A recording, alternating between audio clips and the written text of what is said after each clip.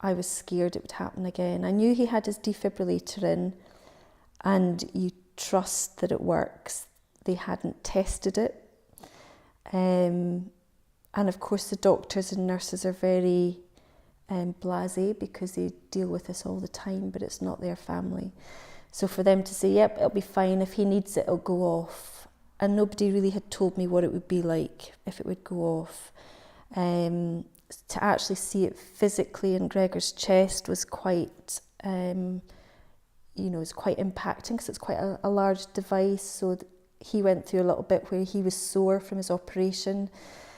And then, of course, he was very protected. He didn't want to do an awful lot in case he dislodged it. What would happen if that... Well, it's not going to fall out, but there's lots of questions.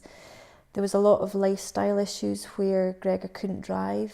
So again, the onus on driving fell on me. So we had to have quite a change of position in family. Gregor would have done a lot with the kids' sports. And again, he was very unwell when he first came back. He was very sore, he found it difficult he was very breathless. It was difficult for him to even climb the stairs. So he was physically recovering.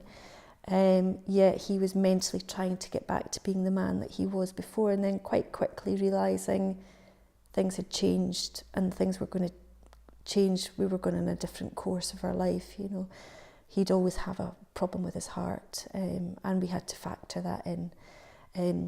Could it happen again? What happens if it did happen and I wasn't around? Or what happens if it happened and the children were there? So there's a lot of issues that you've got to really start to think about very carefully. Our own life insurance, for example, changed. We wanted to try and go on holiday. We had to then, Gregor going on holiday with a defibrillator, that was different for us. For the first time he had to pay a huge amount for travel insurance. That was new for us. Gregor's work changed, so his position in the workplace changed. So he had a lot of loss, although he was still physically the same Gregor.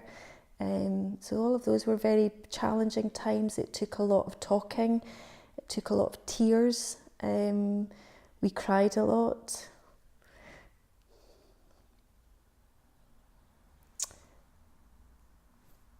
One of the big things that we really wanted to do was promote awareness about the importance of learning resuscitation and also defibrillation, because we're passionate that that's what has enabled our family to be intact.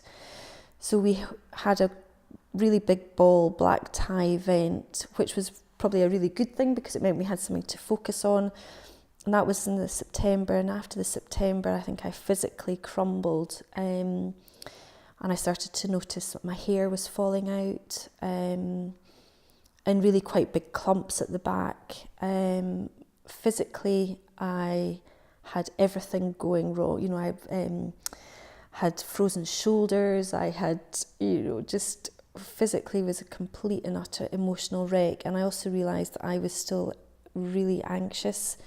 I would lie in bed at night shaking, and I kind of had thought for a while, gosh, there's something seriously wrong with me. Went through this whole emotion of, well, I can't be ill, because if I'm ill, who's going to look after the children? It was a terrible sort of pressure that I knew that Gregor was still not physically able to do an awful lot of things. And yet I knew myself that I was going through quite a hard time of, I wouldn't say depression, but just anxiety.